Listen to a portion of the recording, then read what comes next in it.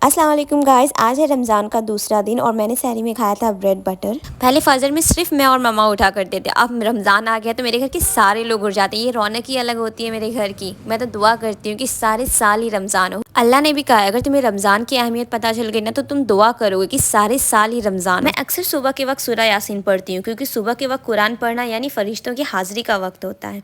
और मुझे ना फजर के बाद इतनी बुरी नींद आती है ना, मुझे ये एक्चुअली में आदत छोड़नी है।